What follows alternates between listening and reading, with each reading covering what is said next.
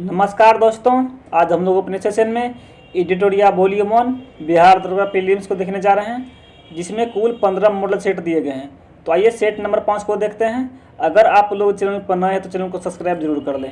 पहला प्रश्न है, भारत के महान न्यायवादी के बारे में निम्नलिखित में से कौन सा कथन सही नहीं है। अगर दोस्तों बात की जाए भारत के महान न्यायवादी के बारे में, तो महान न्यायवादी भारत का विधि अधिकारी होता है। इसको ध्यान रखिएगा, भारत का जो महान न्यायवादी होता है वो विधि अधिकारी होता है, और महान्यायवादी को भारत के राज्य क्षेत्र के सभी न्यायालयों में सुनवाई करने का अधिकार होता है, न कि केवल उच्चतम न्यायालय में। महान्यायवादी की नियुक्ति दोस्तों राष्ट्रपति के द्वारा किया जाता है तथा वो उसके प्रधान पद पर धारण कर सकता है। इसको ध्यान रखिएगा, करता है। अगर इस अनुसार से ऑप्शन देखिएगा तो वह केवल ऐसा पारिश्रमिक प्राप्त करेगा जो राष्ट्रपति अवधारित करेगा। तो ये दोस्तों सही है। वह भारत सरकार को सभी विधि संबंधी विषयों में सलाह देगा, ये भी सही है। वह उच्चतम न्यायालय के न्यायाधीश नियुक्ति होने के लिए अधिक करेगा, ये भी सही है। वह केवल भारत के उच्चतम न्यायालय में सुनवाई कर सकता है। दोस्तों अन्य न्यायाधीश में भी ये सुनवाई कर सकता है। इस प्रकार से यही गलत है। चलिए अगला प्रश्न है, निम्नलिखित में से कौन सा मूल अधिकार का भाग नहीं है। अगर दोस्तों बात की जा रही तो मूल अधिकार की, दोस्तों लोग जानते हैं भारतीय संविधान के भाग तीन के अनुच्छेद 12 से लेकर 35 तक मौलिक अधिकार का वर्णन है, जिसमें शिक्षा का अधिकार, अपदृश्यता का संबंधी अधिकार तथा अल्पसंख्यक वर्गों के हितों का संरक्षण आदि सभी दोस्तों मौलिक अधिकार है। जबकि पर्यावरण का संरक्षण का अधिकार की दोस्तों बात की जा रही है, जो फंडी पर दिया गया है, तथा संवर्धन और वन्य अन्य जीवों के दोस्तों की संबंधी धर्म, जाति, नीति, ये सब नीति निर्देशांक, ये सब तत्व, इसको ध्यान रखिएगा, जो 4 में दिया गया है, भाग 4 में। तो इस प्रकार से दोस्तों डी गलत है, अब बात बाकी ये सब सही, इसको ध्यान रखिएगा। शिक्षा का अधिकार, अपदृश्यता के विरुद्ध अधिकार, अल्पसंख्यकों द्वारा शैक्षणिक संस्थान स्थापित करने का अधिकार, ये सब सही है, इसको ध्यान रखिएगा। अगला प्रश्न है, भारत में पहली बार महिलाओं को वोट देने का अधिकार किस अधिनियम द्वारा प्रदान किया गया है। अगर दोस्तों बात की जाए भारत में, तो मॉन्टेग्यू चेम्सफोर्ड सुधार दोस्तों भारत सरकार अधिनियम 1919 के द्वारा दोस्तों इसको भारत में पहली बार महिलाओं को वोट देने का अधिकार दिया गया है। उस समय इंग्लैंड के प्रधानमंत्री की दोस्तों बात की जाए तो उसमें इंग्लैंड के प्रधानमंत्री लोयड जॉर्ज के प्रधानमंत्री, इसको ध्यान रखिएगा। अगला प्रश्न है, भारतीय संविधान में गणतंत्रात्मक एवं प्रस्तावना में स्वतंत्रता, समता और बंधुता शब्द किस देश से लिया गया है। अगर दोस्तों बात की जा रही है तो भारतीय संविधान में गणतंत्रात्मक और प्रस्तावना में स्वतंत्रता, समता और बंधुता शब्द दोस्तों ये फ्रांस से ये सब लिया गया है। अगर दोस्तों बात की जाए भारतीय संविधान में ऑस्ट्रेलिया से प्रस्तावना, ऑस्ट्रेलिया की दोस्तों बात की जाए तो इस पर दोस्तों प्रस्तावना दोस्तों इस लिया गया है, प्रस्तावना की भाषा इस पे लिया गया है। अगर दोस्तों दक्षिण कोरिया से की बात की जाए तो यहाँ से संविधान संशोधन प्रक्रिया की दोस्तों संविधान संशोधन प्रक्रिया यहाँ से ले गया है, इसको ध्यान रखिएगा। अगर दोस्तों बात की जाए जापान से दोस्तों विधि द्वारा स्थापित प्रक्रिया इससे लिया गया है, विधि द्वारा स्थापित प्रक्रिया जापान से लिया गया है। इस सबको ध्यान रखिएगा, जो इम्पोर्टेंट पॉइंट था। अगला प्रश्न है, निम्न में से कौन सा व्यक्ति 1946 में गठित अंतरिम मंत्रिमंडल का सदस्य नहीं था। अगर दोस्तों बात की जा रही है तो कैबिनेट मिशन योजना आधार पर 24 अगस्त 1946 की दोस्तों बात की जाए, 24 अगस्त 1946 के तहत नवनिर्वाचित संविधान सभा में 2 सितंबर 1946 को भारत की अंतरिम सरकार गठन किया गया। उसमें सी राल गोपालाचारी शिक्षा मंत्री थे दोस्तों, शिक्षा मंत्री थे, इसको ध्यान रखिएगा। और डॉक्टर राजेंद्र प्रसाद दोस्तों खाद्य एवं कृषि मंत्री थे, एवं जगजीवन राम मंत्री की दोस्तों बात की जाए, जबकि दोस्तों डॉक्टर एफ राधाकृष्णन प्रथम अंतरिम राष्ट्रीय सरकार के अध्यक्ष नहीं थे, इसको ध्यान रखिएगा। तो इस प्रकार से दोस्तों देखिएगा तो सी गलत है, बाद बाकी ये सब सही है, इसको ध्यान रखिएगा। अगला प्रश्न है, कौन सा सही सुमिलित नहीं है। इसमें से बोला दोस्तों कौन सा सही सुमिलित नहीं है। अगर बात की जाए संघ राज्य क्षेत्रों का प्रशासन का, तो अनुच्छेद 239 का तो ये सही है। राष्ट्रपति को किसी विधेयक पर अनुमति देने का अधिकार अनुच्छेद 111 का, ये भी सही है। और संसद के पत्र या पत्रावासन और विघटन अनुच्छेद 85 के अंतर्गत ये भी दोस्तों सही। इस प्रकार से देखिएगा तो सभी विकल्प क्या है, सही है। अगला प्रश्न है संविधान की अनुसूची 6 किस राज्य में लागू नहीं होता है। अगर दोस्तों बात की जाए तो संविधान की अनुसूची 6 की तो असम, मेघालय, त्रिपुरा और मिजोरम राज्यों के जनजातीय क्षेत्रों के प्रशासन के बारे में यह छठी उपलब्धि या छठी अनुसूची में वर्णित किया गया। अगर दोस्तों बात की जाए तो ये देखिए असम जो है, असम, मेघालय, त्रिपुरा, इसकी दोस्तों छठी अनुसूची में इसकी बात की गई है। जनजातीय क्षेत्रों को बात में कि सिक्किम जो है, सिक्किम और मणिपुर इसकी नहीं की, इसको ध्यान रखिएगा। तो इस प्रकार से देखिए तो ऑप्शन डी क्या है, गलत है। दोस्तों अगर आप लोग चैनल पर नए तो एक बार चैनल को जरूर सब्सक्राइब कर लें, ताकि जो भी हम नया वीडियो डालें आप तक पहले पहुंच जाए। अगला प्रश्न है निम्नलिखित में से कौन सा एक भारत के संविधान का संघीय लक्षण है। निम्नलिखित में से कौन सा एक भारत के संविधान का संघीय लक्षण है। अगर दोस्तों बात की जाए तो देखिए विकल्प 1 पर है लिखित संविधान, बी में है कठोर संविधान, सी में है न्यायपालिका की सर्वोच्चता और डी में है केंद्र एवं राज्य के मध्य शक्तियों का वितरण। अगर दोस्तों बात की जाए भारत के संविधान का संघीय लक्षण, तो दोस्तों जो भी ऑप्शन में दिए गए हैं तो ये सभी के सभी भारत के दोस्तों ये सब क्या है, सब संघीय लक्षण है, इसको ध्यान रखिएगा। लिखित संविधान, कठोर संविधान, न्यायपालिका की सर्वोच्चता, केंद्र एवं राज्य के मध्य शक्तियों का वितरण, ये सभी के सभी इस प्रकार फिर डी हो जाएगा। अगला प्रश्न है निम्नलिखित में से किस राज्य के विधानसभा के सीटों की संख्या सर्वाधिक है। अगर दोस्तों बात की जाए तो एक एक करके देखते हैं। अगर दोस्तों उत्तराखंड की बात की जाए तो उत्तराखंड में दोस्तों 70 है, उत्तराखंड में 70 है। अगर दोस्तों अरुणाचल प्रदेश की बात की जाए तो अरुणाचल प्रदेश में 60 है। अगर दोस्तों हिमाचल प्रदेश की बात की जाए तो हिमाचल प्रदेश के दोस्तों 68 है। और मिजोरम की दोस्तों बात की जाए तो मिजोरम में 40 है। अब दोस्तों देखिए सबसे ज़्यादा किसका है, तो इस प्रकार से ऑप्शन ए पर ही उत्तराखंड है जिसका 70 सबसे ज़्यादा है, यही हो जाएगा, इसको ध्यान रखिएगा। अगला प्रश्न है राज्यों में मुख्यमंत्री सहित मंत्रिपरिषद में मंत्रियों की न्यूनतम संख्या क्या हो सकती है। राज्यों में मुख्यमंत्री सहित मंत्रिपरिषद में मंत्रियों की न्यूनतम संख्या दोस्तों क्या हो सकती है। अगर इसकी बात की जाए कि कम से कम ये 12 हो सकती है। अगर इसके कुछ फैक्टर दोस्तों बात की जाए तो भारतीय संविधान के अनुच्छेद 164 के को अनुसार में मंत्रिपरिषद में मंत्रियों की संख्या के बारे में उपलब्ध किया गया है। और इसके अनुसार किसी भी राज्य के मंत्री परिषद में मुख्यमंत्री सहित मंत्रियों की कुल संख्या उस संख्या की विधानसभा के सदस्यों की कुल संख्या के 15% से अधिक नहीं होगी दोस्तों। परंतु किसी राज्य में मुख्यमंत्री सहित मंत्रियों की संख्या 12 से कम भी नहीं होगी, इसको ध्यान रखिएगा। तो इस प्रकार से इसका आंसर क्या है दोस्तों, 12 हो जाएगा। अगला प्रश्न है संयुक्त राष्ट्र की आधिकारिक भाषाओं की संख्या है। संयुक्त राष्ट्र की आधिकारिक भाषाओं को दोस्तों की बात की जा रही है, तो इसकी भाषाएं दोस्तों कितने हैं, इसकी भाषाएं 6 है, इसको ध्यान रखिएगा। अगर दोस्तों बात कीजिए कौन कौन इसकी भाषाएं हैं तो इसको अंग्रेजी ध्यान रखिएगा, अंग्रेजी, अरबी, चीनी, फ्रांसीसी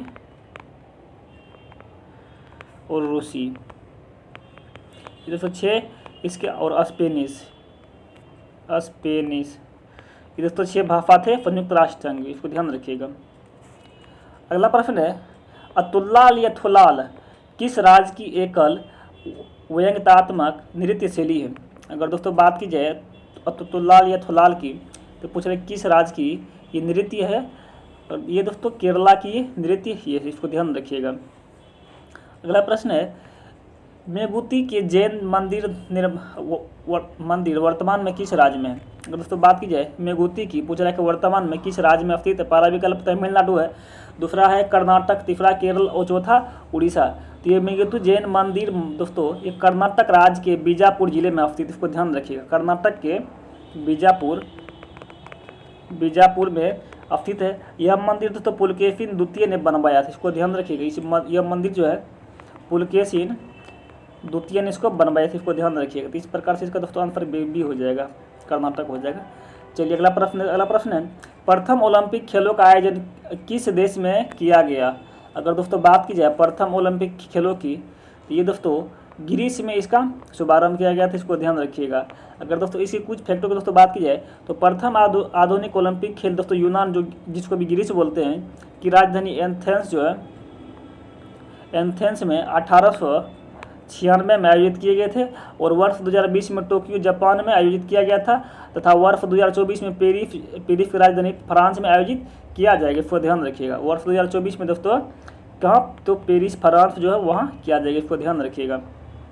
चलिए अगला प्रश्न है, the struggle for India's fall के लेखक कौन है? अगर दोस्तों बात की जाए the struggle for India's soul के लेखक कौन है दोस्तों, तो इसकी ये शशि थरूर जिसकी एक लेखक है, इसको ध्यान रखिएगा। The struggle of India's soul के शशि थरूर है। अगर दोस्तों बात की जाए सनराइज ओवर अयोध्या की, ये दोस्तों सलमान रश्दी है। सनराइज ओवर अयोध्या की दोस्तों बात की थी, ये सलमान रश्दी है।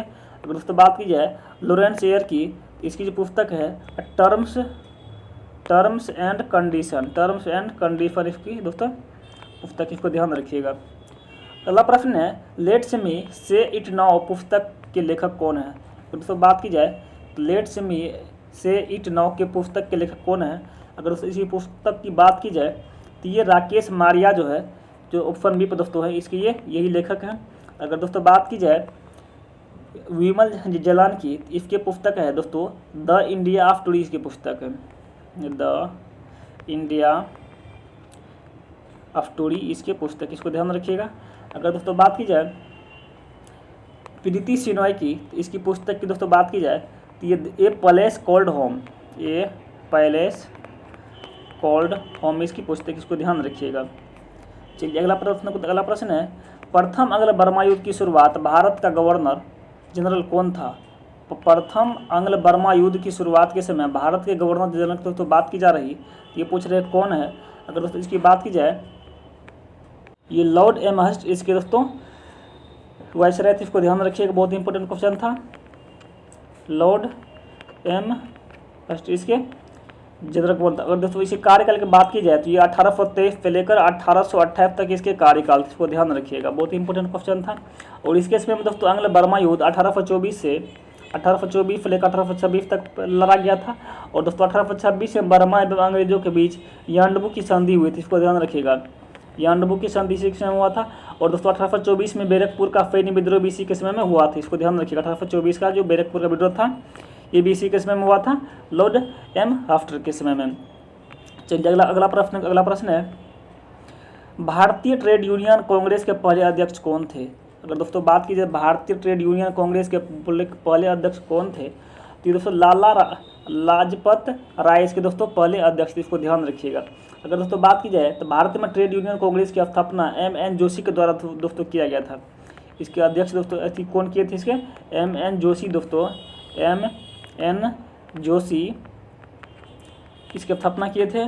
और दोस्तों ये 31 अक्टूबर 1920 में बम्बई में की गई थी। और इसके प्रथम अध्यक्ष लाला लाजपत राय थे, तथा उपाध्यक्ष जोसेफ बेटिस्टा थे, एवं महामंत्री दीवान चमनलाल बजाज इसके महामंत्री थे, इसको ध्यान रखिएगा। अगला प्रश्न है, 1938 में भारतीय राष्ट्रीय कांग्रेस के अध्यक्ष निर्वाचित हुए थे। 1938 में भारतीय राष्ट्रीय कांग्रेस के अध्यक्ष निर्वाचित हुए थे, ये दोस्तों सुभाष चंद्र बोस के द्वारा ये निर्वाचित हुए थे, इसको ध्यान रखिएगा। अगर दोस्तों बात की जाए तो कांग्रेस के हरिपुरा जो गुजरात में है कि अधिवेशन 1938 में सुभाष चंद्र बोस के द्वारा वर्ष 1939 में त्रिपुरी अधिवेशन में भी पट्टाभी सीतारामैया को हराकर अध्यक्ष पद के लिए निर्वाचित हुए थे। परंतु दोस्तों कार्यकारी के गठन के प्रश्न पर गांधी जी से मतभेद कारण उन्होंने त्यागपत्र दे दिया, और जिसके बाद राजेंद्र प्रसाद कांग्रेस के अध्यक्ष बने, इसको ध्यान रखिएगा। अगला प्रश्न है, पाकिस्तान के लिए एक अलग राज्य आंदोलन का नेतृत्व किसने किया? पाकिस्तान के लिए अलग राज्य आंदोलन का नेतृत्व किसने किया था? तो दोस्तों बात की जाए इसके बारे में तो मार्च 1940 में मुस्लिम लीग का अधिवेशन लाहौर में दोस्तों हुआ था, इसको ध्यान रखिएगा, लाहौर में हुआ था। और इसकी अध्यक्षता मोहम्मद अली जिन्ना कर रहे थे, इसको ध्यान रखिए। इसकी अध्यक्षता की दोस्तों बात की जाए तो मोहम्मद अली जिन्ना इसके अध्यक्षता कर रहे थे। और इस अधिवेशन में भारत की एक अलग राष्ट्र पाकिस्तान की मांग की गई और जिन्ना ने इस अधिवेशन में भाषण देते हुए कहा था कि वे अलग एक मुस्लिम राष्ट्र के अतिरिक्त कुछ और भी स्वीकार नहीं करेंगे। तो इस प्रकार से दोस्तों देखिएगा तो मोहम्मद अली जिन्ना इसका हो जाएगा, जो ऑप्शन सी पर दिया गया है। अगला प्रश्न है, सर्वोदय शब्द का प्रयोग सर्वप्रथम किसने किया था? अगर दोस्तों बात की जाए तो सर्वोदय शब्द की दोस्तों बात की जा रही, तो ये सर्वोदय शब्द का प्रयोग सर्वप्रथम महात्मा गांधी ने दोस्तों किया था, इसको ध्यान रखिएगा। और विनोबा भावे द्वारा गांधी जी के आदर्शों को प्रचार के लिए सर्वोदय समाज की स्थापना भी की गई थी, इसको ध्यान रखिएगा। दोस्तों इसकी स्थापना दोस्तों सर्वोदय समाज की स्थापना विनोबा भावे ने किया था, इसको ध्यान रखिए। बहुत इंपॉर्टेंट क्वेश्चन था, सर्वोदय समाज ने किया था, इसको ध्यान रखिएगा। चलिए अगला प्रश्न है, भारत में ब्रिटेन के सभी संवैधानिक प्रयोगों में सबसे कम समय तक चला था। अगर दोस्तों बात की जाए तो सबसे कम समय तक क्या चला था, तो 1909 का इंडियन काउंसिल एक्ट जो था दोस्तों, यही दोस्तों सबसे कम समय तक चला था, जो विकल्प सी पर दिया गया है। अब दोस्तों भारत के ब्रिटेन के सभी संवैधानिक प्रयोगों में सबसे कम समय तक 1909 का इंडियन काउंसिल एक्ट चला था। दोस्तों रैमजे मैकडोनाल्ड के शब्दों में ये सुधार प्रजातंत्रवाद और नौकरशाही के मध्य एक सुधार और अल्पकालीन समझौता था। दोस्तों भारतीय परिषद अधिनियम 1909 के द्वारा ब्रिटिश सरकार में सांप्रदायिक प्रतिनिधित्व की व्यवस्था की गई थी और जिसके अंतर्गत मुसलमानों के लिए पृथक निर्वाचक मंडल की व्यवस्था किया गया। और गांधी जी ने कहा था दोस्तों, पार्लियामेंट सुधार ने हमारा सर्वनाश कर दिया, इसको ध्यान रखिएगा। इनके कुछ मुख्य फैक्ट थे। चलिए आगे बढ़ते, अगला प्रश्न है, निम्नलिखित में से कौन सा युग्म सुमेलित है? निम्नलिखित में से कौन सा युग्म सही सुमेलित है? अगर दोस्तों बात की जाए तो देखिएगा, तो 1967 से लेकर 1969 में प्रथम आंग्ल मराठा युद्ध। अगर दोस्तों बात की जाए तो 1967 से 1969 के बीच प्रथम आंग्ल मराठा युद्ध की दोस्तों बात की जाए तो ये 1785 से लेकर 1775 से लेकर 1782 के बीच दोस्तों चला था। ये तो गलत है।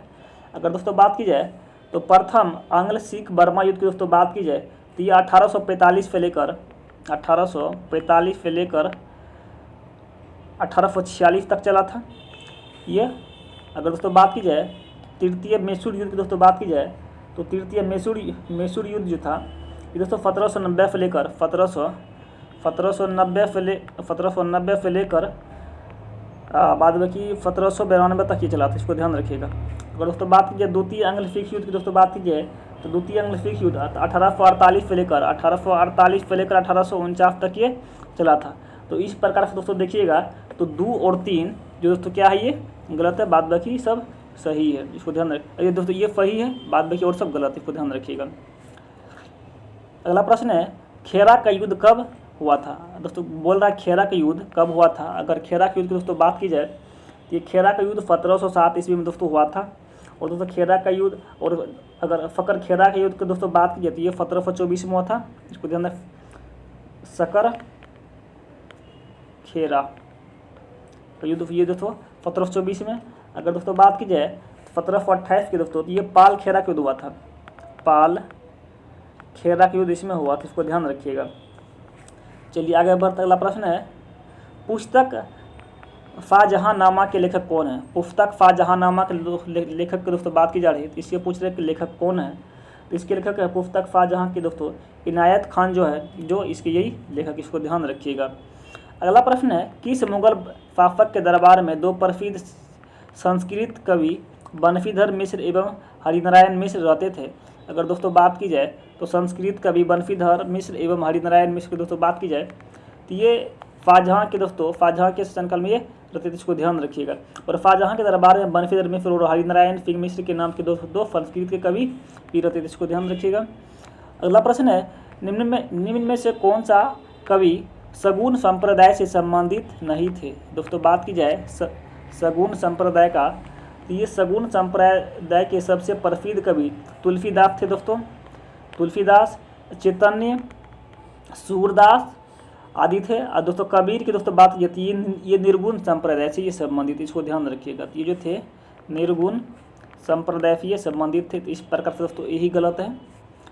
चलिए आगे बढ़ते, अगला प्रश्न है, देवल अंतर्राष्ट्रीय बंदरगाह के रूप में प्रसिद्ध है। देवल अंतर्राष्ट्रीय बंदरगाह के रूप में दोस्तों कौन सा प्रसिद्ध है? अगर इसकी बात की जाए तो ये सल्तनत काल में अंतर्राष्ट्रीय बंदरगाह के रूप में प्रसिद्ध था दोस्तों देवल, इसको ध्यान रखिएगा। तो इसको इस प्रकार से इसका दोस्तों इसका आंसर यही हो जाएगा।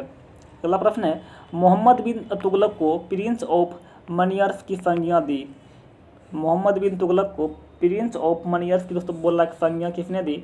अगर बात की जाए तो मोहम्मद बिन तुगलक को एडवर्ड थॉमस ने प्रिंस ऑफ मनियर्स की संज्ञा दी थी, और मोहम्मद बिन तुगलक ने जिस प्रभु सूरी नामक जैन साधु को अपने दरबार में बुलाकर सम्मान भी किया था, इसको ध्यान रखिएगा। अगला प्रश्न है, सिंधव सभ्यता का महान अफनानगर कहाँ से प्राप्त हुआ? अगर दोस्तों बात की जाए सिंधव सभ्यता का, तो सिंधव सभ्यता के महान अफनानगर को साक्ष्य मोहनजोदड़ो से दोस्तों प्राप्त हुआ था, इसको ध्यान रखिएगा। और इसकी लंबाई उत्तर से दक्षिण को दोस्तों 55 मीटर इसकी उत्तर से दक्षिण तक लंबाई है। और चौड़ाई की दोस्तों बात की जाए तो पूर्व से पश्चिम दिशा की ओर 33 मीटर इसकी लंबाई है। और दोस्तों इसके मध्य स्थित स्नान कुंड दोस्तों, ये स्नान कुंड की दोस्तों बात की जाती है, ये 11.88 ये मीटर लंबा। दोस्तों अगर चौड़ाई की दोस्तों बात की जाती है 7.01 इसके मीटर इसके चौड़ा था, इसको ध्यान रखिएगा। अगर दोस्तों गहरा की बात की जाए तो गहरा दोस्तों 2.43 मीटर ये गहरा था। चलिए अगला प्रश्न देखते। अगला प्रश्न है, किस वेद में सभा और समिति की प्रजापति की 2 पुत्रियों कहा गया? किस वेद में सभा और समिति को प्रजापति की 2 पुत्रियां कहा गया? सभा और समिति की दोस्तों बात की जा रही, तो इस प्रकार से ध्यान दीजिएगा। ये इसका कुछ विकल्प पहले देख लेते हैं। अर्थवेद में सभा और समिति को प्रजापति की दोस्तों 2 पुत्रियां कहा गया था। और ऐतिहासिक दृष्टि से अथर्ववेद का महत्व इस बात में है कि इसमें सामान्य मनुष्यों के विचारों तथा अंधविश्वासों का विवरण मिलता है। और अथर्ववेद कन्याओं को जन्म की निंदा भी करते, इसको ध्यान रखिएगा। अथर्ववेद जो है कन्याओं की जन्म की भी निंदा करता है, तो इस प्रकार से दोस्तों देखिएगा तो ये अथर्ववेद हो जाएगा। अगला प्रश्न है, निम्न में से कौन सा क्षेत्र अशोक के साम्राज्य में सम्मिलित नहीं था? अगर दोस्तों बात की जाए तो अशोक के साम्राज्य में सम्मिलित नहीं था, तो ये दोस्तों श्रीलंका जो है ये अशोक के राज्य में सम्मिलित नहीं था। बाद बाकी अफगानिस्तान, कलिंग, बिहार ये सब अशोक के राज्य में दोस्तों सम्मिलित था। चलिए अगला प्रश्न है, 95वां ऑस्कर अवार्ड के तहत नाटू नाटू गाने को सर्वश्रेष्ठ गाने का अवार्ड दिया गया। इस गाने के संगीतकार दोस्तों कौन है? अगर इस गाने के संगीतकार की दोस्तों बात की जाए तो ये M कीरावानी जो है ये दोस्तों इसकी क्या है? संगीतकार है। अगर बात की जाए तो इस गाने के संगीतकार दोस्तों M कीरावानी तो है। ये 95वां ऑस्कर अवार्ड के तहत भारतीय नाटक को सर्वश्रेष्ठ गाने का भी दोस्तों अवार्ड दिया गया, इसको ध्यान रखिएगा। अगला प्रश्न है, गैस अथॉरिटी ऑफ स्टील के नए निदेशक कौन बने हैं? अगर दोस्तों बात की जाए तो गेल की, तो इसके कौन बने हैं? तो ये संदीप कुमार गुप्ता जो है दोस्तों यही बने, इसको ध्यान रखिए, जो ऑप्शन बी पर दिया गया है। और दोस्तों महारत्न कंपनी गेल की स्थापना की दोस्तों बात की जाए तो ये 1984 ईस्वी में इसकी स्थापना की गई थी। और इसके नए निदेशक संदीप कुमार गुप्ता बने हैं। और अभी वर्तमान में महारत्न कंपनियों की संख्या की दोस्तों बात की जाती है, वर्तमान में 12 है महारत्न कंपनियाँ। अगला प्रश्न है, INS वेला स्कॉर्पियन श्रेणी की पनडुब्बी को किस देश ने विकसित किया है? अगर दोस्तों बात की जाए तो INS वेला स्कॉर्पियन की श्रेणी की पनडुब्बी की दोस्तों बात की जा रही, तो यहाँ जो है फ्रांस ने इसकी फ्रांस वेला स्कॉर्पियन श्रेणी की यह एक दोस्तों पनडुब्बी है जिसे फ्रांस द्वारा विकसित किया गया है। और राफेल लड़ाकू विमान को भी फ्रांस ने ही विकसित किया था, इसको ध्यान रखिएगा। हाल ही में आए मेंडस तूफान का नामकरण किस देश के द्वारा किया गया है? तो दोस्तों बात की जाए तो मेंडस तूफान का नामकरण किस देश में किया गया है? तो दोस्तों UAE में किया गया, इसको ध्यान रखिएगा। और दोस्तों मेंडस तूफान हाल ही में तमिलनाडु एवं आंध्र प्रदेश में दोस्तों आया था। और इस तूफान की उत्पत्ति बंगाल की खाड़ी में दोस्तों हुआ था। और इस तूफान का नामकरण UAE द्वारा किया गया था, इसको ध्यान रखिएगा, जो ऑप्शन डी पर दिया गया है। हाल ही में तेजपुर लीची को GI टैग दिया गया, इसका संबंध किस राज्य से है? अगर दोस्तों बात की जाए तेजपुर लीची को जिसको GI टैग दिया गया, पूछ रहा कि किस राज्य में है।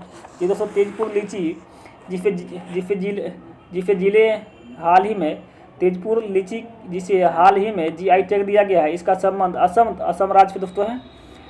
और बिहार के शाही लीची को GI टैग भी दिया गया, इसको ध्यान रखिएगा।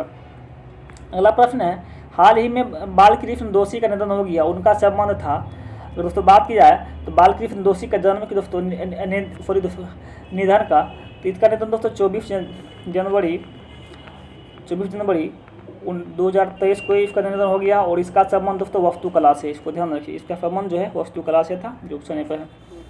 अंतर्राष्ट्रीय फोर गठबंधन के नए अध्यक्ष कौन बने हैं? दोस्तों बात की जा रही है तो अंतर्राष्ट्रीय फोर गठबंधन की नए अध्यक्ष कौन बने हैं? तो ये दोस्तों RK सिंह जो है यही बने हैं। और दोस्तों अंतर्राष्ट्रीय फोर गठबंधन की स्थापना की दोस्तों बात की जाए तो ये 2015 में इसकी स्थापना में फ्रांस तथा भारत के सहयोग से किया गया था, इसको ध्यान रखिएगा। फ्रांस तथा भारत के सहयोग से किया गया था। और इनका संबंध तो इसके वर्तमान अध्यक्ष दोस्तों RK सिंह है, इसको ध्यान रखिएगा। अगला प्रश्न है, जलदूत ऐप को किस मंत्रालय द्वारा जारी किया गया है? दोस्तों बात की जा रही जलदूत ऐप की, ये संगम अभ्यास भारत तथा अमेरिका के मध्य होने वाला एक नौसेना अभ्यास है। और इसका आयोजन दोस्तों गोवा में भी किया गया था। ये तो दोस्तों अगला प्रश्न दोस्तों है कि जलदूत ऐप को किस मंत्रालय द्वारा जारी किया गया था? अगर तो बात की जाए जलदूत ऐप की, दोस्तों देश भर में चयनित कुओं में जलस्तर को बढ़ाने के उद्देश्य से जलदूत ऐप का निर्माण किया गया था। दोस्तों विकास मंत्रालय द्वारा किया गया, इसको ध्यान रखिएगा। जो ऑप्शन दोस्तों ये ग्रामीण विकास द्वारा किया गया, इसको ध्यान रखिएगा। अगला प्रश्न है, भारत तथा अमेरिका के मध्य 7वां संगम अभ्यास का आयोजन कहाँ किया गया? दोस्तों बात की जाए तो संगम अभ्यास का, तो ये संगम अभ्यास तथा भारत तथा अमेरिका के मध्य होने वाला एक नौसेना अभ्यास था। और इसका आयोजन दोस्तों गोवा में किया गया था, इसका ध्यान रखिएगा। इस पर चर्चा पहले भी कर चुके थे। अगला प्रश्न है, भारत पाकिस्तान सीमा पर सुरक्षा के उद्देश्य से BSF द्वारा कौन सा ऑपरेशन चलाया गया था? अगर दोस्तों बात की जाए तो भारत और पाकिस्तान की सीमा पर BSF द्वारा कौन सा ऑपरेशन चलाया गया था? तो ये BSF द्वारा भारत पाकिस्तान सीमा पर अधिक सुरक्षा के दृष्टिकोण से ऑपरेशन अलर्ट चलाया गया था, इसको ध्यान रखिएगा। ऑपरेशन अलर्ट चलाया गया था, जो इंपॉर्टेंट क्वेश्चन था, जो ऑप्शन बी पर है। अगला प्रश्न है, जलवायु परिवर्तन और प्रदर्शन सूचकांक 2023 में कौन सा देश प्रथम स्थान पर रहा था? दोस्तों बात की जाए तो ये कौन सा स्थान, ये जलवायु परिवर्तन सूचकांक 2023 में प्रथम स्थान की दोस्तों बात की जाए तो डेनमार्क जो है ये प्रथम स्थान पर रहा था। और दोस्तों जबकि भारत का स्थान की बात की जाए तो ये भारत में 8वां स्थान, ये भारत 8वां स्थान प्राप्त किया था। अगला प्रश्न है, आम बजट 2023-24 के तहत मनरेगा के लिए कितनी राशि आवंटित की गई है? अगर दोस्तों बात की जाए तो आम बजट 2023-24 के बीच के मनरेगा के तहत कितनी राशि आवंटित की गई थी? तो दोस्तों 60,000 करोड़ की दोस्तों ये इसकी राशि आवंटित की गई थी, इसको ध्यान रखिएगा। अगला प्रश्न है, डिजिटल शक्ति 4.0 कार्यक्रम की शुरुआत की गई। अगर दोस्तों बात की जाए डिजिटल शक्ति 4.0 की, तो ये डिजिटल शक्ति 4.0 कार्यक्रम की शुरुआत ये राष्ट्रीय महिला आयोग के द्वारा दोस्तों की गई थी। और इसकी शुरुआत की दोस्तों बात की थी, इसकी शुरुआत 16 नवंबर 2022 को इसकी शुरुआत की गई थी, इसको ध्यान रखिएगा। अगला प्रश्न है, अर्जुन पुरस्कार 2022 से सम्मानित सुश्री सरिता का संबंध है। तो दोस्तों बात की अर्जुन पुरस्कार 2022 की बात की जा रही, तो इसकी पूछे किसका संबंध किससे है? दोस्तों इसका संबंध जो है कुश्ती से इसका संबंध है, इसको ध्यान रखिएगा, जो ऑप्शन बी पर है। और दोस्तों इन्हें वर्ष 2022 के लिए अर्जुन पुरस्कार भी दोस्तों दिया गया, 2022 के लिए इन्हें अर्जुन पुरस्कार भी दिया गया था। अर्जुन पुरस्कार 2022 हेतु कुल 25 खिलाड़ियों का भी चयन किया गया था, इसमें 25 खिलाड़ियों का कुल चयन किया गया था। चलिए अगला प्रश्न है, फीफा अंडर 20 महिला विश्व कप 2023 का आयोजन किया जाएगा। अगर दोस्तों बात की जाए तो फीफा अंडर 20 महिला विश्व कप 2023 का आयोजन दोस्तों कहाँ किया जाएगा, इसकी बात की जा रही है। दोस्तों फीफा अंडर 20 महिला विश्व कप 2023 का आयोजन दोस्तों कोस्टारिका जो है कोस्टारिका में किया जाएगा दोस्तों। तथा फीफा अंडर 20 पुरुष एकल विश्व कप का दोस्तों आयोजन दोस्तों ये इंडोनेशिया में किया जाएगा, ये पुरुष के लिए है जो इंडोनेशिया में किया जाएगा। अगला प्रश्न है, महिला सशक्तिकरण पर G20 का सम्मेलन का आयोजन किया जाएगा। दोस्तों बात की जा रही है तो महिला सशक्तिकरण पर G20 का सम्मेलन का आयोजन किया जाएगा। अगर दोस्तों इसकी बात की जा रही तो ये आगरा में किया जाएगा, जो कहाँ है, दिल्ली में है, फिर दोस्तों ये यूपी में है। अगर दोस्तों 11 से 12 फरवरी को महिला सशक्तिकरण पर G20 देशों का 2 दिवसीय सम्मेलन आगरा में संपन्न हुआ था। और इस सम्मेलन की अध्यक्षता फिक्की के अध्यक्ष डॉक्टर रेड्डी के द्वारा किया गया था, इसको ध्यान रखिएगा, रेड्डी के द्वारा किया गया था। अगला प्रश्न है, विश्व दाल दिवस प्रति वर्ष कब मनाया जाता है? अगर दोस्तों बात की जाए तो विश्व दाल दिवस प्रति वर्ष कब मनाया जाता है? अगर दाल दिवस की दोस्तों बात की जा रही तो ये प्रति वर्ष 16 फरवरी को विश्व दाल दिवस मनाया जाता है। प्रति वर्ष 16 फरवरी को विश्व दाल दिवस के रूप में मनाते हैं। और सर्वप्रथम यह दिवस 2018 में मनाया गया था। सर्वप्रथम ये दिवस था दोस्तों 2018 में मनाया गया था, इसको ध्यान रखिएगा। अगला प्रश्न है, डुरंड कप के विजेता हैं। डुरंड कप 2022 के दोस्तों पूछ रहे हैं विजेता कौन है।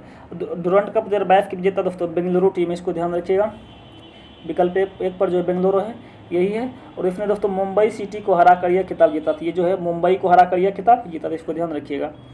अगला प्रश्न है गोल्डन ग्लोब अवार्ड हेतु किस फिल्म को सर्वश्रेष्ठ फिल्म का पुरस्कार दिया गया था। तो दोस्तों बात की जाए तो गोल्डन ग्लोब का अवार्ड किस फिल्म को सर्वश्रेष्ठ दिया गया था। अगर तो बात की जाए तो यह पुरस्कार 2023 में गोल्डन ग्लोब पुरस्कार 2023 में सर्वश्रेष्ठ फिल्म का अवार्ड द फेबलमैन्स को दिया गया था। द फेबलमैन्स जो फने पर इसको दिया गया था। और इस फिल्म के निर्देशक स्टीवन स्पीलबर्ग थे, इसको ध्यान रखिएगा। स्टीवन स्पीलबर्ग इसके निर्देशक थे। अगला प्रश्न है Raxaul Haldia green field expressway की शुरुआत किस वर्ष तक की जाने की घोषणा की गई है। तो इसकी दोस्तों बात की जाए तो बिहार के रक्सौल के पश्चिम बंगाल के हल्दिया तक ग्रीन फील्ड का निर्माण 2023 तक शुरू करने की घोषणा की गई है। और इसकी कुल लंबाई की दोस्तों बात की जाती है 695 किलोमीटर इसकी दोस्तों लंबाई है। और लागत की बात की जाए तो 54,000 करोड़ की दोस्तों इसकी पूर्ण लागत है। अगला प्रश्न है हाल की घोषणा के अनुसार बिहार के किस जिले में वाटर स्पोर्ट्स सेंटर खोलने की घोषणा की गई है। अगर दोस्तों बात की जाए तो वाटर स्पोर्ट्स सेंटर खोलने की दोस्तों बात की जा रही है तो ये केंद्रीय जल शक्ति मंत्रालय द्वारा बिहार के कैमूर जिले में वाटर स्पोर्ट्स सेंटर खोलने की घोषणा की गई। इसको ध्यान रखिए, जो बिहार के कैमूर जो वहाँ खोलने की घोषणा की गई है। अगला प्रश्न की बात कर रहे हैं दोस्तों हाल ही में किस पार्टी को राष्ट्रीय पार्टी का दर्जा दिया गया है। हाल ही में किस पार्टी को राष्ट्रीय पार्टी का दर्जा दिया गया है। अगर दोस्तों इसकी बात की जाए तो वर्तमान में भारत में 8 पार्टियों को राष्ट्रीय पार्टी का दर्जा प्राप्त है। और गुजरात इलेक्शन 2022 के बाद आम आदमी पार्टी को राष्ट्रीय पार्टी का दर्जा दे दिया है, इसको ध्यान रखिएगा। यहाँ जो है आप जो है आम आदमी पार्टी को दोस्तों इसी को दे दिया गया है। अगला प्रश्न है भारत वन रिपोर्ट 2021 के अनुसार सर्वाधिक मैंग्रोव वाले राज्य कौन से है। अगर दोस्तों बात की जाए तो भारत वन रिपोर्ट 2023 के अनुसार सर्वाधिक मैंग्रोव वाले राज्य की दोस्तों बात की जाए तो ये पश्चिम बंगाल जो है यही सर्वाधिक मैंग्रोव वाले ये राज्य है।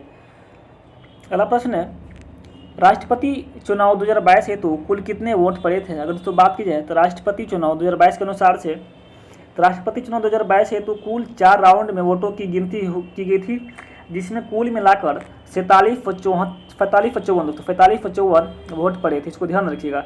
और जिसमें कुल 4501 वोट वैध थे। और राष्ट्रपति द्रौपदी मुर्मू को कुल 2824 वोट पड़े थे, इसको ध्यान रखिएगा। राष्ट्रपति द्रौपदी मुर्मू को दोस्तों 2824 वोट पड़े थे, इसको ध्यान रखिएगा। अगला प्रश्न है निम्नलिखित में से कौन सा ग्रह सबसे कम समय में सूर्य का चक्कर लगाता है। अगर दोस्तों बात की जाए तो कौन सा ग्रह जो है सबसे कम समय में चक्कर लगाता है। ये तो तुम लोग तो सभी जानते हैं, ये बुध जो है सबसे कम समय में ये चक्कर लगाता है। और दोस्तों सूर्य के सबसे निकट जो ग्रह है जो दोस्तों बुध ही है, जो सबसे छोटा ग्रह है। और ये दोस्तों मात्र 88 दिनों में ही अपना चक्कर पूरा कर लेते हैं, इसको ध्यान रखिएगा। अगला प्रश्न है विश्व के 2 सबसे छोटे महाद्वीप कौन से हैं। विश्व के दोस्तों सबसे छोटे महाद्वीप दोस्तों कौन से हैं। अगर दोस्तों बात की जाए तो सबसे छोटा, अगर इसे क्रम देख लीजिए पहले दोस्तों, ऑस्ट्रेलिया से दोस्तों बड़ा है यूरोप। और यूरोप से दोस्तों बात की जाए तो अंटार्कटिका दोस्तों बात की जाए तो दक्षिण अमेरिका। और दक्षिण अमेरिका दोस्तों बात की, उसके बाद उत्तरी अमेरिका। और उत्तरी अमेरिका से दोस्तों बात की जाए तो अफ्रीका। और अफ्रीका से दोस्तों बात की तब ये एशिया। इस प्रकार से देखिएगा तो विकल्प एफ दोस्तों क्या है ऑस्ट्रेलिया और क्या है यूरोप है, इसको ध्यान रखिएगा। अगला प्रश्न है प्रायद्वीपीय भारत की सबसे ऊंची चोटी कौन सी है। अगर दोस्तों बात की जाए तो प्रायद्वीपीय भारत की सबसे ऊंची चोटी की ये दोस्तों अनामोडी जो है, अनामोडी, ये दोस्तों यही सबसे ऊंची चोटी, इसको ध्यान रखिएगा। अगर दोस्तों बात की इसकी ऊंचाई की दोस्तों बात की जाती है, इसकी ऊंचाई 2695 इसकी 2695 मीटर इसकी ऊंचाई है, इसको ध्यान रखिएगा। अगला प्रश्न है नेलंग घाटी किस राज्य में अवस्थित है। नेलंग घाटी जो है ये किस राज्य में अवस्थित है। दोस्तों बात ये तो नेलंग घाटी उत्तराखंड के उत्तरकाशी जिले में ये अवस्थित है। दोस्तों गंगोत्री राष्ट्रीय पार्क का ये हिस्सा क्या है दोस्तों, गंगोत्री पार्क ये क्या है, ये एक हिस्सा, इसको ध्यान रखिएगा। ऑप्शन उसका बी हो जाएगा। अगला प्रश्न है, नीली क्रांति की शुरुआत किस पंचवर्षीय योजना के दौरान की गई थी। दोस्तों इसकी बात की नीली क्रांति की, तो ये मछली उत्पादनों को बढ़ाने हेतु नीली क्रांति का अपनाया गया था और इसकी शुरुआत 5वीं पंचवर्षीय योजना के दौरान 1970 में इसका किया गया था। इसको ध्यान रखिए, 5वीं पंचवर्षीय योजना हो जाएगा 1970 में किया गया था। अगला प्रश्न है, पौधों को सबसे अधिक पानी किस मिट्टी से प्राप्त होती है। तो दोस्तों बात की जाए पौधों को सबसे अधिक मिट्टी, दोस्तों ये लोम मिट्टी को दोमट मिट्टी के नाम से भी दोस्तों जानते हैं। लोम मिट्टी जो होती है इसको दोमट मिट्टी के दोस्तों नाम से भी इसको जानी जाती है। और दोस्तों यह मिट्टी में कृषि के लिए नमी धारण करने की क्षमता सर्वाधिक होती है। इसको ध्यान रखिए, जो ऑप्शन से पर दिया गया है। अगला प्रश्न है, डार्लिंग श्रृंखला ऑस्ट्रेलिया के किस तट पर अवस्थित है। दोस्तों बात की डार्लिंग श्रृंखला जो है ऑस्ट्रेलिया के किस तट पर अवस्थित है। तो ये डार्लिंग ऑस्ट्रेलिया के दक्षिण पश्चिम तट पर अवस्थित है। यह दोस्तों मर्रे डार्लिंग बेसिन तथा उसकी सहायक नदियों द्वारा लाई गई मिट्टी से बना समतल उपजाऊ मैदान है। इस पर दोस्तों दक्षिण पश्चिम तट हो जाएगा, इसको ध्यान रखिएगा। अगला प्रश्न है, हॉर्न ऑफ अफ्रीका के भाग हैं। हॉर्न ऑफ अफ्रीका के दोस्तों भाग कौन से हैं। दोस्तों सोमालिया, इथोपिया और जिबूती जो है ये दोस्तों इसके ये भाग, इसको ध्यान रखिएगा। अगला प्रश्न है, वह कौन सा उपकरण है जो ऊर्जा के एक रूप को दूसरे रूप में परिवर्तित कर देता है और आमतौर पर एक सिग्नल को दूसरे सिग्नल में बदल देता है। अगर दोस्तों इसकी बात की जाए तो ये ट्रांसड्यूसर जो है दोस्तों, यही ट्रांसड्यूसर यही दोस्तों है। इसी को यह एक ऐसा उपकरण होता है जो ऊर्जा के एक रूप को दूसरे रूप में परिवर्तित कर देता है और दोस्तों आमतौर पर यह एक सिग्नल को दूसरे सिग्नल में बदलने का कार्य करता है। इसको ध्यान रखिएगा। अगला प्रश्न है, निम्नलिखित में से कौन थर्मोन्यूक्लियर फ्यूजन प्रतिक्रिया का एक उदाहरण है। अगर दोस्तों बात की जाए तो थर्मोन्यूक्लियर फ्यूजन की प्रतिक्रिया की दोस्तों बात की जाए तो ये हाइड्रोजन बम जो है दोस्तों यही क्या है, एक थर्मोन्यूक्लियर फ्यूजन का एक प्रतिक्रिया है। अगर दोस्तों बात की जाए तो थर्मोन्यूक्लियर फ्यूजन प्रक्रिया का उदाहरण हाइड्रोजन बम है। और दोस्तों अत्यधिक उच्च तापमान पर होने वाली परमाणु प्रतिक्रिया को थर्मोन्यूक्लियर प्रतिक्रिया भी कहा जाता है। और दोस्तों इस प्रतिक्रिया का उपयोग हाइड्रोजन बम बनाने में किया जाता है, इसको ध्यान रखिएगा। अगला प्रश्न है, विद्युत मोटर के संबंध में निम्नलिखित में से कौन सा कथन गलत है। अगर दोस्तों बात की जाए तो विद्युत मोटर के संबंध में इनमें से कौन सा कथन गलत है। देखिए दोस्तों, विद्युत मोटर के संबंध में निम्नलिखित में से कौन सा कथन गलत है। अगर दोस्तों बात कीजिए विद्युत मोटर के बारे में तो विद्युत मोटर जो है, विद्युत मोटर एक विद्युत यांत्रिक मशीन है। यह जो है दोस्तों यह एक यांत्रिक मशीन है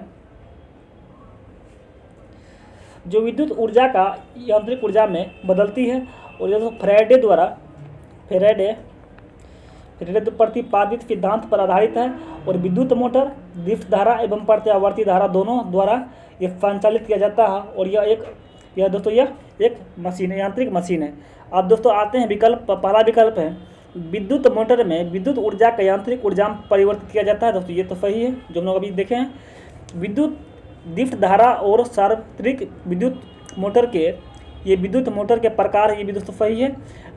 विद्युत मोटर केवल दीप्त धारा द्वारा संचालित नहीं दोस्तों, ये दोनों के द्वारा ये संचालित होती है। और विद्युत मोटर बल उत्पन्न करने के लिए विद्युत मोटर के चुंबकीय क्षेत्र और घुमावदार धारणाओं के बीच अंतर प्रक्रिया माध्यम से काम करता है। ये भी दोस्तों सही है। तो इस प्रकार से दोस्तों सी गलत है, बाद बाकी सभी सही है, इसको ध्यान रखिएगा। अगला प्रश्न है, ओम का नियम किसके और किसके बीच का संबंध दर्शाता है।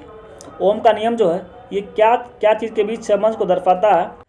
प्रश्न है, ओम का नियम किसके और किसके बीच संबंध को दर्शाता है। अगर दोस्तों बात कीजिए ओम का नियम का, तो ओम का नियम विद्युत धारा और विभवांतर के बीच दोस्तों ये संबंध बताता है, इसको ध्यान रखिएगा। ये जो होते हैं विद्युत धारा और विभवांतर के बीच ये संबंध को दर्शाता है। और दोस्तों इसके अनुसार नियत ताप पर एक चालक से गुजरने वाली धारा चालक पर विभवांतर के सीधे समानुपाती होती है, इसको ध्यान रखिएगा। जहाँ आई जो होते हैं जो डायरेक्टिव प्रोपोर्शनल टू बी के बराबर होती है, इसको ध्यान रखिएगा। आई दोस्तों विद्युत धारा हो गया, बी दोस्तों विभवांतर, इसको ध्यान रखिएगा। अगला प्रश्न है, निम्नलिखित में से कौन सा कथन न्यूटन के तीसरे नियम के लिए सही है। अगर दोस्तों बात की जाए तो इनमें से कौन सा कथन जो है न्यूटन के तीसरे नियम के लिए सही है? दोस्तों बल एक निकाय पर लागू होता है, दोस्तों गलत है। बल एक ही निकाय पर विपरीत दिशा में लागू होता है, ये भी दोस्तों गलत है। बल अलग अलग निकाय पर विपरीत दिशा में लागू होती है, दोस्तों सही है। बल दूरी पर निर्भर करती है, दोस्तों गलत है। इस प्रकार से दोस्तों देखिएगा तो सी क्या है? सही है, बाद बाकी सब गलत है। अगला प्रश्न है, निम्नलिखित में से किस प्रकार की किरणें पृथ्वी के वायुमंडल में प्रवेश नहीं कर पाती है? अगर दोस्तों बात कीजिएगा तो निम्नलिखित में से किस प्रकार की किरणें पृथ्वी के वायुमंडल में प्रवेश नहीं कर पाती है?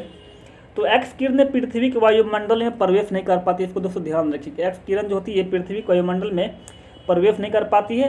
एक्स किरण एक प्रकार का विद्युत चुंबकीय जो है विद्युत चुंबकीय विकिरण है। और दोस्तों जिसकी तरंग दैर्घ्य दोस्तों बात कीजिए तो 10⁻⁻10 से लेकर 10⁻⁻8 तक इसकी मीटर तक इसकी रेंज होती है। और ये दोस्तों चिकित्सा में निदान में सर्वाधिक प्रयोग की जाती है, इसको ध्यान रखिएगा। अगला प्रश्न है, निम्नलिखित में से क्या तरंग की विशेषता नहीं है? अगर दोस्तों बात की जाए निम्नलिखित में से क्या तरंग की विशेषता नहीं है? दोस्तों माध्यम तरंग की विशेषता नहीं, इसको ध्यान दें। माध्यम जो है ये तरंग की विशेषता नहीं है, जबकि तरंग दैर्घ्य, आवृत्ति तथा आयाम तरंग की क्या दोस्तों विशेषता, ये सभी सभी, इसको ध्यान रखिएगा। तो इस प्रकार से ये गलत है, बाद बाकी सभी सभी सही है। अगला प्रश्न है, निम्नलिखित में से कौन रासायनिक परिवर्तन का एक उदाहरण है? अगर दोस्तों बात की जाए निम्नलिखित में से कौन सा एक रासायनिक परिवर्तन का उदाहरण है? तो निष्क्रियकरण दोस्तों ये क्या है? ये इसका उदाहरण है रासायनिक परिवर्तन का। बाद बाकी क्रिस्टलीकरण, उद्रपात, नियासवनी दोस्तों ये भौतिक परिवर्तन, इसको ध्यान रखिएगा। अगला प्रश्न है, निम्नलिखित में से किसने यह प्रस्तावित किया था कि प्रत्येक तत्व में एक विशेष परमाणु द्रव्यमान होता है? अगर दोस्तों अब परमाणु की बात आ गया तो थोड़ा बात कर लेते हैं डाल्टन साहब के बारे में। तो जॉन डाल्टन ने पदार्थ की संरचना संबंधी सिद्धांत का प्रतिपादन किया था, जो डाल्टन के परमाणु सिद्धांत के दोस्तों प्रचलित है। और इन्होंने दोस्तों प्रस्तावित किया था कि प्रत्येक तत्व में एक विशेष परमाणु का द्रव्यमान होता है, इसको ध्यान रखिएगा। तो इस प्रकार से तो बी का सही हो जाएगा, डाल्टन साहब इसका सही हो जाएगा, जॉन डाल्टन। अगला प्रश्न है, लोहे को कठोर और मजबूत बनाने के लिए निम्नलिखित में से क्या मिलाया जाता है? अगर दोस्तों बात की जा रही है तो लोहे की, दोस्तों शुद्ध रूप से लोहे को सामर्थ्य कम होती है, अतः लोहे को कठोर एवं मजबूत बनाने तथा इसकी सामर्थ्य को बढ़ाने के लिए दोस्तों इसमें कार्बन की मात्रा मिलाई जाती है। इस पर तो इसका आंसर सी हो जाए, कार्बन की मात्रा इसमें मिलाई जाती है। अगला प्रश्न है, इलेक्ट्रॉन की वह अधिकतम संख्या जो बाह्यतम कक्षा में रह सकता है? अगर दोस्तों बात की जाए तो इलेक्ट्रॉन की वह संख्या जो होती है वह 8 जो होती है वह बाह्यतम कक्षा में रख सकती है, इसको ध्यान रखिएगा। अगला प्रश्न है, निम्नलिखित में से किस नियम के अनुसार गैस का आयतन गैस दाब के व्यक्त कर्मानुपाती होती है? दोस्तों इसकी बात की जाए तो ये जो है बोयल का नियम जो है इसी के अनुसार ये सब होता है, इसको ध्यान रखिएगा। जहाँ दोस्तों भी जो होती है भी डायरेक्टली प्रोपोर्शनल टू 1/p के बराबर होता है, और दोस्तों पी भी जो बराबर होते हैं ये स्थिरांक होते हैं, ये स्थिरांक ये होते हैं, इसको ध्यान रखिएगा। अगला प्रश्न है, pH मान में 7 से 14 में हुई वृद्धि निम्नलिखित में से किसका प्रतिनिधित्व करती है? तो दोस्तों बात की जाए तो ये OH माइनस आयन सांद्रता में ये दोस्तों वृद्धि करती है, हाइड्रोक्साइड में ये दोस्तों ये क्या करती है? वृद्धि करती है। तो इस प्रकार से दोस्तों इसका आंसर क्या हो जाएगा? ये ऑप्शन डी हो जाएगा। अगला प्रश्न है, अगर दोस्तों इसकी कुछ बात की जाए कुछ इफेक्टों की, तो किसी भी विलयन का pH मान दोस्तों क्या होती है? एक संख्या होती है जो विलयन की अम्लता और क्षारीयता को दर्शाता है। और दोस्तों किसी भी विलयन का pH मान संख्यात्मक रूप से द्रवीभूत हाइड्रोजन आयन को दोस्तों H+ क्षोभ के लघुत्तमक के दोस्तों बराबर होती है। और जब दोस्तों pH मान में दोस्तों 7 से 14 में वृद्धि OH आयन सांद्रता में वृद्धि का प्रतिनिधित्व करती है, इसको ध्यान रखिएगा। अगला प्रश्न है, फ्लोरीन, क्लोरीन, ब्रोमीन, आयोडीन, एसिटीन समानतः किस नाम से जाना जाता है? अगर दोस्तों बात की जाए तो फ्लोरीन, क्लोरीन, ब्रोमीन, एसिटीन और आयोडीन की दोस्तों बात की जा रही तो ये हेलोजन समूह का ये सब तत्व हैं, इसको ध्यान रखिएगा। और दोस्तों ये जो है ये आवर्त सारणी के 17 में स्थित 5 तत्वों क्लोरीन, फ्लोरीन, ब्रोमीन, आयोडीन, एसिटीन को समानतः हेलोजन के नाम से जानता है। और दोस्तों इन तत्वों में एसिटीन एक दोस्तों रेडियो एक्टिव पदार्थ है। एसिटीन जो है ये दोस्तों क्या है? रेडियो एक्टिव ये तत्व है, इसको ध्यान रखिएगा। अगला प्रश्न है, निम्नलिखित में से 4 तत्वों में 3 तत्व किसी न किसी प्रकार से एक समान है जबकि एक भिन्न है। कौन सा भिन्न है दोस्तों बात की जा रही, तो इसमें जर्मेनियम, सिलिकॉन, पोटेशियम, गैलियम। दोस्तों बात की जाए तो अमोनियम सल्फेट एक कार्बनिक यौगिक के दोस्तों है। अमोनियम सल्फेट जो है यह एक कार्बनिक यौगिक है। और दोस्तों इसका रासायनिक सूत्र की दोस्तों बात की जाए तो NH4 का होल 2 और SO4 तो इसका सूत्र होता है। और दोस्तों इसमें नाइट्रोजन दोस्तों 21% होता है, इसमें नाइट्रोजन होती है इसमें 21%। तथा सल्फर की दोस्तों बात की जाए तो इसमें सल्फर जो होती है 14% इसकी सल्फर होती है। इस प्रकार दोस्तों इस क्या हो जाएगा इसका ऑप्शन बी पर जो है सिलिकॉन यही हो जाएगा इसका। और दोस्तों इसका जो है जर्मेनियम, सिलिकॉन तथा गैलियम एक आवर्त सारणी में P ब्लॉक तत्व है, जबकि दोस्तों पोटेशियम जो है ये S ब्लॉक के तत्व। इसको ध्यान रखिए, जो ऑप्शन क्या है इसका सी हो जाए, पोटेशियम इसका हो जाएगा। अगला तत्व है अब अमोनियम सल्फेट का रासायनिक सूत्र दोस्तों क्या होता है। बात कीजिए दोस्तों अमोनियम सल्फेट का, तो इसका दोस्तों रासायनिक सूत्र जो होता है NH4 इसका सूत्र होता है, इसको ध्यान रखिएगा। अगला प्रश्न है फाइटोप्लाज्म में एक जेली जैसा द्रव होता है जो मौजूद होता है। तो दोस्तों बात कीजिए तो फाइटोप्लाज्म की जो एक जेली जैसा द्रव होता है जो किस में दोस्तों मौजूद होता है, ये दोस्तों कोशिका द्रव एक जेली जैसा पदार्थ होता है। कोशिका द्रव जो होता है ये जेली जैसा पदार्थ होता है जो केंद्रक और कोशिका झिल्ली के बीच पाया जाता है। और दोस्तों इस कोशिका द्रव में अन्य कार्बनिक पदार्थ होते हैं और कोशिका के अन्य संगठक तथा कोशिका द्रव में ही पाए जाते हैं। इसको ध्यान रखिएगा, जो ऑप्शन ए पर दिया गया ऑप्शन केंद्रक और कोशिका झिल्ली के बीच इसी पाई जाती है। अगला प्रश्न है किस प्रकार के ऊतक में एक समान कार्य करने की विभिन्न प्रकार की कोशिकाएं होती है। तो दोस्तों इसकी बात की जाए तो ये एक ही प्रकार के विशेष कार्य करने वाले विभिन्न प्रकार की कोशिकाओं का समूह जटिल ऊतक दोस्तों कहलाते हैं। दोस्तों जाइलम और फ्लोएम जटिल ऊतक के दोस्तों ये उदाहरण, इसको ध्यान रखिएगा, जो ऑप्शन दोस्तों डी पर दिया गया ये जटिल ऊतक ये उदाहरण है। अगला प्रश्न है जीन उत्परिवर्तन निम्नलिखित में से किसके कारण है। जीन उत्परिवर्तन जो है ये किसके उदाहरण है। अगर दोस्तों इसकी बात की जाए ये जो है ये नाइट्रोजन क्षारों के अनुक्रम में परिवर्तन के दोस्तों ये उदाहरण, इसको ध्यान रखिएगा, जो ऑप्शन जो है 80 पर दिया गया, इसको ध्यान रखिएगा। अगला प्रश्न है निम्नलिखित में से कौन अकशेरुकी प्राणियों में शामिल नहीं है। तो दोस्तों इसकी बात की जाए ये जो होते जिन जंतुओं में मेरुदंड नहीं होता है वो दोस्तों अकशेरुकी जंतु कहलाते हैं। और जिन प्राणियों में मेरुदंड पाया जाता है दोस्तों उन्हें कशेरुकी जंतु भी कहा जाता है। इस प्रकार से दोस्तों देखिएगा तो सरीसृप में दोस्तों ये मेरुदंड नहीं होते, इसलिए दोस्तों यही गलत हो जाएगा, ये शामिल इसमें नहीं होगा। बाद बाकी एरेक्निड, कीट, मूलक प्राणी ये सब दोस्तों क्या है, ये सब कशेरुकी, इसको ध्यान रखिएगा। अगला प्रश्न है किस व्यक्ति के पाचन तंत्र की जाँच के लिए इस्तेमाल किया जाने वाला यंत्र क्या कहलाता है। किसी व्यक्ति के पाचन तंत्र की जांच करने के लिए इस्तेमाल किया जाने वाला यंत्र क्या कहलाता है। दोस्तों इसी बात की जाए ये जो होते हैं इंडोस्कोप उपकरण का उपयोग दोस्तों शरीर के आंतरिक अंगों की निरीक्षण के लिए दोस्तों किया जाता है। और तो जबकि माइक्रोस्कोप का दोस्तों प्रयोग देखा जाए तो ये आँख से रिलेटेड दोस्तों, ये क्या है, ये आँख से रिलेटेड है, जो दिखने योग्य सूक्ष्मदर्शी का प्रयोग के लिए किया जाता है। अगर दोस्तों रेडियोग्राफ की दोस्तों बात की जाए तो रेडियोग्राफ का दोस्तों ये चिकित्सा विभाग के लिए प्रयोग किया जाता है। और दोस्तों ये विभाग में एक्सरे के रूप में भी इसका प्रयोग किया जाता है, अर्थात यह शरीर के विभिन्न आंतरिक ढांचों को समझने में भी सहायता करता है, इसको ध्यान रखिए। तो इस प्रकार दोस्तों क्या इंडोस्कोप इसका हो जाएगा। अगला प्रश्न है निम्नलिखित में से मानव मस्तिष्क का वह हिस्सा कौन सा है जिसमें विचारों का संग्रह होता है। अगर दोस्तों बात की जाए तो विचारों के संग्रह का ये दोस्तों अग्र मस्तिष्क जो होता है यही विचारों का संग्रह कहलाता है, इसको ध्यान रखिएगा। अगला प्रश्न है किसी जंगम जोड़ दोस्तों मूवेबल जॉइंट की दो हड्डियों के बीच पाए जाने वाला अपनेक पदार्थ दोस्तों क्या कहलाता है। अगर दोस्तों इसकी बात की जाए तो ये साइनोवियल द्रव कहलाता है, साइनोवियल द्रव कहलाता है, इसको ध्यान रखिएगा, बहुत ही इंपॉर्टेंट क्वेश्चन था। अगला प्रश्न है आयोडीन निम्न में से किसके संश्लेषण के लिए आवश्यक है। आयोडीन दोस्तों बात की जाती है किसके संश्लेषण के लिए उपयुक्त है, आवश्यक है। ये दोस्तों विटामिन डी के लिए ये उपयुक्त होते हैं, इसको ध्यान रखिएगा, विटामिन डी के लिए उपयुक्त ये होते हैं। और बहुत जो इम्पोर्टेंट क्वेश्चन था इसको ध्यान रखिएगा, बहुत अच्छे क्वेश्चन था ये जिसमें थोरक्सिन दोस्तों पाए जाते हैं। सॉरी दोस्तों ये थोरक्सिन के लिए ये उपयुक्त होते हैं आयोडीन, इसको ध्यान रखिएगा, बहुत इंपॉर्टेंट क्वेश्चन था दोस्तों। आयोडीन के संश्लेषण के लिए आवश्यक होते हैं और दोस्तों थायरोक्सिन थायराइड ग्रंथि द्वारा प्रभावित होते हैं और आयोडीन की कमी से दोस्तों थायरोक्सिन ग्रंथि फूल भी जाती है, इसे दोस्तों गलकंड रोग भी कहते हैं, गलकंड रोग भी इसे बहुत, इसको ध्यान रखिएगा। अगला प्रश्न है, किस विटामिन कमी से बच्चों की रिकेटस नामक रोग हो जाता है? अगर दोस्तों बात की जाए तो किस विटामिन कमी से रिकेटस नामक रोग हो जाता है? दोस्तों विटामिन डी कमी से ऐसा हो जाता है। और दोस्तों बात की जाए विटामिन ए की, विटामिन ए की दोस्तों रतौंधी हो जाती है।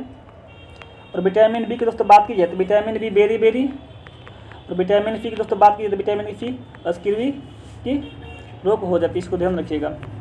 अगला प्रश्न है, मानव में बैक्टीरिया के संक्रमण का सबसे आम इलाज क्या है? दोस्तों बात की जाए तो मानव में बैक्टीरिया का संक्रमण का सबसे आम इलाज की दोस्तों बात की जा रही, तो ये आम इलाज जो है मानव में बैक्टीरिया के संक्रमण का सबसे आम इलाज दोस्तों एंटीबायोटिक है। एंटीबायोटिक दोस्तों यही क्या है, आम इलाज है जो जीवाणु विकास को क्या करता है, रोकता है, इसको ध्यान रखिएगा। अगला प्रश्न है, निम्नलिखित में से कौन से उत्पादन एकाधिकारी प्रतियोगिता को सूचित करते हैं? अगर दोस्तों इसकी बात की जाए, पहला विकल्प है विभेदित उत्पाद, दोस्तों ये तो सही है, पहला ऑप्शन है विभेदित उत्पाद। दूसरा है क्रेताओं और विक्रेताओं की बड़ी संख्या, दोस्तों ये दोनों सही है। अब प्रवेश रोध दोस्तों ये गलत है, समांगी उत्पाद ये भी दोस्तों गलत है। इस प्रकार से 1 और 2 दोस्तों क्या है, सही है, बाद बाकी हुई ये 2, 3 और 4 गलत है। अगला प्रश्न है, संयुक्त राष्ट्र विकास कार्यक्रम यूएनडीपी का मुख्यालय दोस्तों कहाँ अवस्थित है? यूएनडीपी की बात हो रही है। तो यूएनडीपी द्वारा संयुक्त राष्ट्र के वैश्विक विकास का एक नेटवर्क है और इसका मुख्यालय दोस्तों बात की जाए तो इसका मुख्यालय न्यूयॉर्क में इसका मुख्यालय, इसको ध्यान रखिएगा, जो ऑप्शन सी पर दिया गया है। अगर तो इसको कुछ तथ्यों दोस्तों और बात की जाती है, गरीबी उन्मूलन और समानता को कम करने हेतु काम करता है और इसके अलावा दोस्तों देश के विकास को बढ़ावा देने के लिए नीतियों, नेतृत्व, कौशल, साझेदारी क्षमताओं तथा संस्थागत क्षमताओं का विकास करने और लचीलापन बनाने में मदद करता है, इसको ये इम्पोर्टेंट फैक्ट है, इसको ध्यान रखिएगा। अगला प्रश्न है,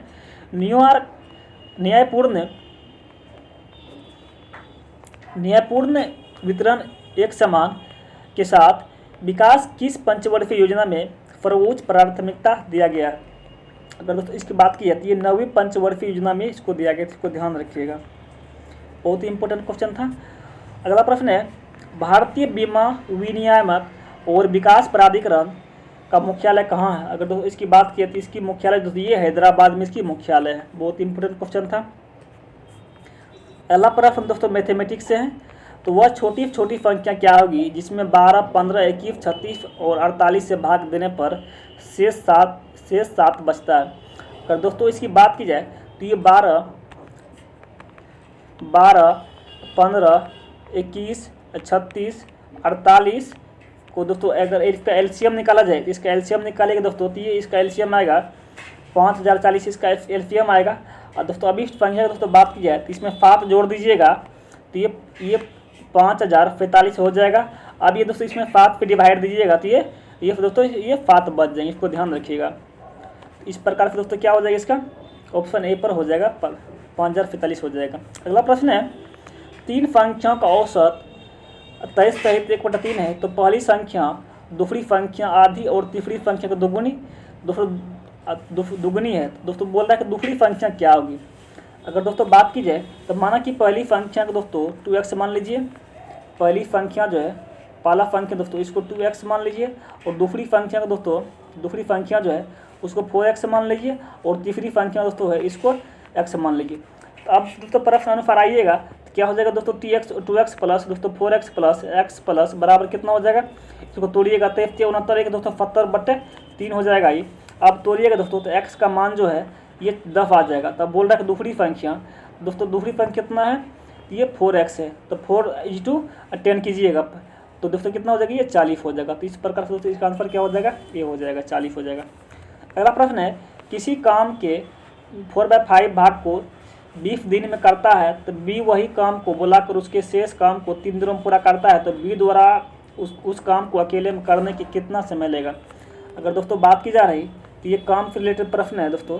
अगर इस प्रकार देखिएगा तो एक दिन का काम देखिएगा तो एक दिन का काम देखिएगा ए का दोस्तों तो 4/5 इज टू दोस्तों 1/20 कीजिएगा तो दोस्तों कितना आ गया 1/25 भाग इसका आ गया। अगर दोस्तों बात की जाए a प्लस बी से काम करवाइएगा तो a प्लस बी का एक दिन काम दोस्तों देखिएगा a प्लस बी का, तो ये 1 माइनस घटा लीजिए दोस्तों, तो 1 माइनस 4/5 इज टू 1/3 कर दीजिएगा तो 1/15 इसका दोस्तों आ जाएगा। तो अब दोस्तों पूछ रहा है कि b कितना काम करेगा, तो दोस्तों b से एक काम करवा लीजिए, तो 1/15 में से तो 1/25 घटा लीजिएगा तो कितना आ जाएगा दोस्तों 2/75 आ जाएगा। अब दोस्तों b पूछ रहा है कि दोस्तों b कितना काम करेगा, तो b दोस्तों पलट दीजिए तो b 75/2 कीजिएगा तो 35 दिन में ये काम कर लेगा। ये इसको ध्यान रखिएगा, इंपॉर्टेंट क्वेश्चन था ये, ऑप्शन बी पर जो है दिया गया है। अगला प्रश्न है, यदि x में x का 5% जोड़ दिया जाए तो प्राप्त संख्या x का कितना गुना हो जाएगा। दोस्तों कैलकुलेशन है, जो परसेंटेज से प्रश्न दिया गया है तो पूछ रहा है कि x में x को दोस्तों जोड़ दिया जाए जो कि क्या है 5 कि कितना का 5 का जो 5 का x का 5% है बराबर दोस्तों बोल रहा है कितना प्राप्त होगा। तो दोस्तों तो ये कितना, ये 21x दोस्तों बाय 20 हो जाएगा। तो इस प्रकार कीजिएगा तो ये 1/05 इसका आंसर निकल जाए, इसको ध्यान रखिएगा। अगला प्रश्न है कि एक राशि का धन साधारण ब्याज को उधार दिए जाने पर 2 वर्ष में 2520 रुपये हो जाती है तो 5 वर्ष में 2700 रुपये हो जाती है, तो ब्याज की दर दोस्तों क्या होगी। दोस्तों जानते हैं अगर निकाल दीजिए, अगर 3 वर्ष का ब्याज पहले निकाल लेते हैं, अगर 3 वर्ष का ब्याज देखिए तो 3 वर्ष का ब्याज दोस्तों तो 2700 में से अगर 2520 को घटा दीजिएगा दोस्तों निकल जाएगा 180 रुपये आ गया। तो इस प्रकार दोस्तों देखिएगा 2 वर्ष का ब्याज दोस्तों निकालिएगा तो 180/2/3 दोस्तों कर लीजिएगा तो कितना आ जाएगा, ये 120 आ जाएगा। अब दोस्तों पूछ रहा है कि मूलधन, दोस्तों मूलधन पर निकाल लीजिए। दोस्तों जानते हैं मूलधन बराबर क्या होता है, मिश्र धन माइनस ब्याज होता है। तो 2520 अब माइनस 120 कर दीजिएगा दोस्तों तो 2400 आ जाएगा। अब दर निकाल लीजिए, दर बराबर दोस्तों क्या होता है, ब्याज गुना 100 बटे मूलधन गुना समय होता है। तो 120 गुना 100 कर दीजिए, मूलधन कितना है 2400 है, अब समय कितना है 2 वर्ष है। तो अब दोस्तों कितना आ गया 2.5% दोस्तों इसका ब्याज आ गया, इसका ब्याज रेट आ गया। तो इस प्रकार से आज हम लोग अपने में दोस्तों 100 प्रश्न का फुल डिस्कशन किए हैं। उम्मीद है कि आप लोग को अच्छे लगे तो चैनल को लाइक सब्सक्राइब जरूर करें। फिर मिलते हैं नेक्स्ट सेशन में। Thank you very much, have a nice day.